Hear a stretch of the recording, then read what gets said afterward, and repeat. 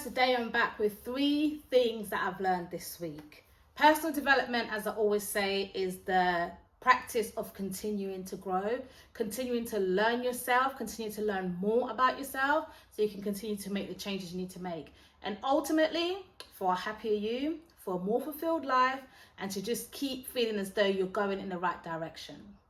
Welcome to my channel. My name is Agnes Wanja, personal development coach, and 3 things that I've learned this week that is helping me get rid of that constant feeling of being overwhelmed. So at any point, if I feel as though I'm overwhelmed or feeling stressed or feeling as though just things are not aligned, I realize there's 3 things that I need to keep in mind. The first one is the little yeses you say during the day to people. If someone asks you for a quick favor or someone asks you to do something, yes, it's good to help people, but if you already made a plan for your day or you set things that you need to accomplish on that day, and then you now take on these extra little things, what does that do? First of all, you end up putting aside the things that you should prioritize, which was your plan for the day.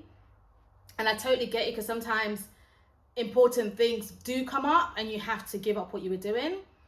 But this is where important things has to be analyzed and assessed. So yes, somebody needs a favor from you, but how important is it? Is what you plan to do more important than that?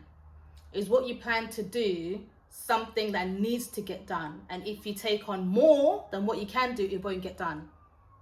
And this is the growth, this is the learning in that process. Being able to take a minute and just analyze, if I do this for you, is it going to stop me from doing this for me? And yes, it may sound selfish, but guess what?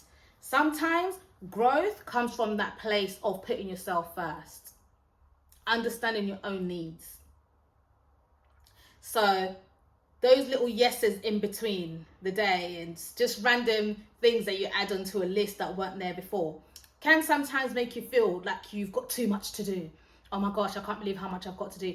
But at the beginning of the day, you didn't feel like that because you felt like you had everything planned. So one of my lessons that I've learned this week is just be aware of the yeses. Yes, I want to say yes, but do I need to say yes right now? Does this need to be a yes right now? Can it be a yes for later, tomorrow? And my second thing that I've learned this week is when I feel drained or feel like, oh, this is so boring, or feel like, oh, I don't want to do this anymore, I just take a 2-minute break and just say, okay, what are you doing? What is it about it that's making me feel drained? And then how am I going to overcome this?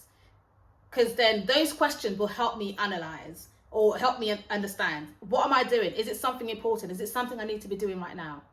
And if it's a no, then I can stop. But it's just bringing myself to that centered place to analyze, what am I actually doing?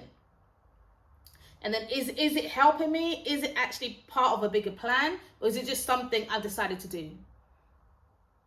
So taking that 2-minute break every time I feel like, oh, this day is so long, oh, I don't want to do this anymore, or like, how did I end up doing this? Because sometimes you may find yourself like you're doing one thing, let's say like you're cleaning the house, you're just clearing out, and then you find yourself reading a letter that was received a week ago or something like that, or just reading a letter that you was meant. So it's like, what am I doing right now? Take a minute. Okay, let me finish cleaning the house, let me finish doing what I'm doing, and then I will come to this letter. Or I'm going to stop doing what I was doing because this letter is more important. But it's just taking that 2 minutes to just center yourself back and just be like, okay, what am I actually doing?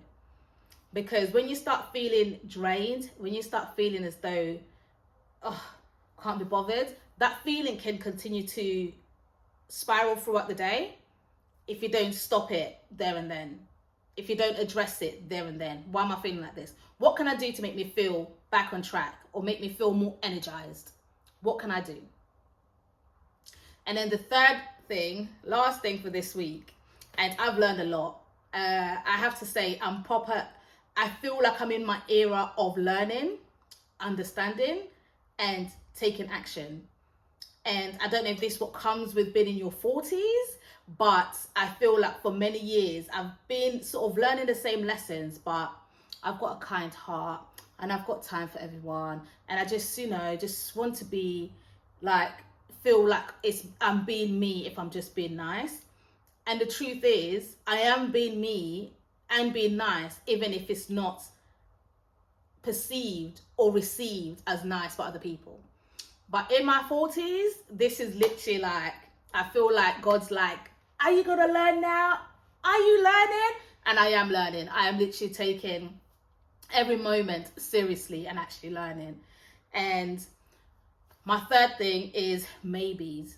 When people ask me for something and I say maybe, I am really trying to be aware of every time that happens. Because why is it a maybe? Why maybe? It's either yes, I can do it. No, I can't do it. Maybe I don't want to do it, but I don't want to say no to you right now. I don't want to let you down. I don't want to make you feel disappointed. Maybe because I don't want to say no right now and then feel bad. Maybe because I don't want to say yes right now and then call you later to cancel. But it's this little things. Yes, can you come out on this day? Or can you do this? We're doing this party on this day. Can you come back? It can be a maybe because I just need to check my diary to make sure that I've got nothing else going on that day. But if it's something that I know clearly I don't want to do, maybe it's just wasting my time and your time. Maybe it's just me prolonging the whole process. So it's more yes, sure, and more no. I'm not able to. No, I can't. No. And not no, sorry. Obviously, if it's a situation where you need to say sorry, then yeah, I apologize for not being able to attend or be available for whatever it is. But for me, it's the learning of just saying no. And it's not because I'm saying no to be spiteful or no because I want to let somebody down. But it's probably no because of a good reason. So not to feel guilty or feel bad for that no. That's my 3 things I've learned this week. I hope they help you. If you've got 3 things that you learned this week, or even 1 thing, share it in the comment below and let's get into the conversation. And as always, I will see you on my next video.